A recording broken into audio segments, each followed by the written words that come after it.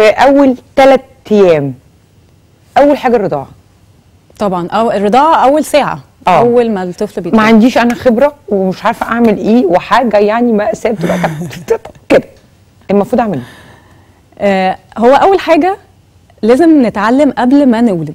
يعني الام برضو لما تولد مش ايه ده، طب هعمل ايه لما اولد؟ طب ما انا بقالنا شويه عارفين هنولد والبيبي جاي وموضوع الرضاعه معروف، يعني فمعروف ان هو محتاج يحصل. فنتعلم بس قبل يعني نبتدي نعرف بقى الكورسات. اوكي. شوف بتحول لنفسها الكورسات.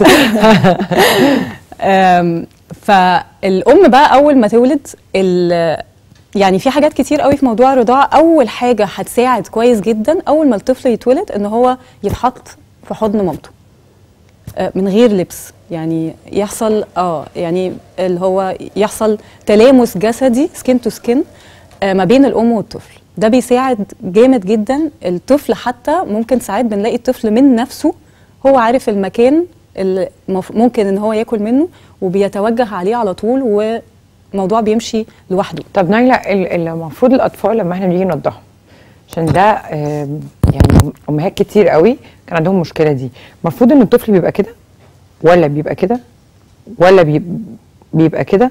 وهل المفروض فعلا زي ما بيقولوا في اول 3-4 ايام بحط حاجه سخنه على بطنه؟ طيب خلينا نمسك حاجه. اول حاجه الوضعيه الرضاعه، في كذا وضعيه ممكن ان احنا الام ترضع بيها. في الوضعيه اللي معظم الامهات بترضع بيها اللي هي بالشكل ده. نخلي بالنا في الوضعيه دي انه بيحصل كتير قوي الطفل بيبقى على ظهره وراسه بتتني كده عشان توصل للمكان اللي بيرضع منه. مظبوط. ده مش صح، لان ده بيخلي الطفل في الاخر مش عارف يمسك المكان اللي بيرضع منه بشكل صح. فبيعمل مشاكل بقى، الام بقى الم جامد، وجع، الطفل في الاخر مش بيرضع اصلا، مش بيشفط حاجه، على طول جعان، على طول بيعيط، وزنه ما بيزيدش. فده ممكن يعمل مشكله في مسكه بق الطفل. طب لازم ايوه في اي وضعيه من الوضعيات المختلفه الراس والظهر جسم البيبي كلهم يبقوا على نفس الخط. فالطفل مش بيبقى كده ويتني راسه، لا، الطفل كله يبقى متوجه ناحيه المكان. فالمفروض يبقى بالشكل ده.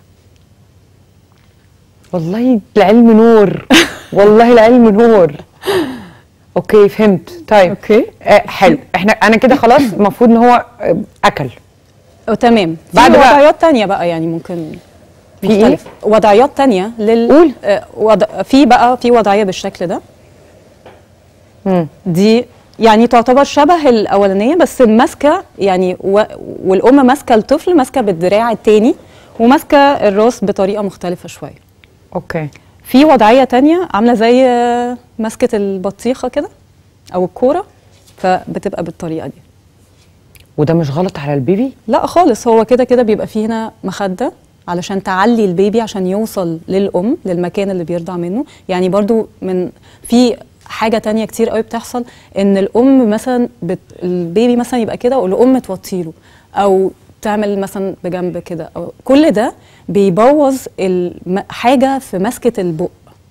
والمسكه دي يعني اهم حاجه في نجاح او فشل الرضاعه. صح.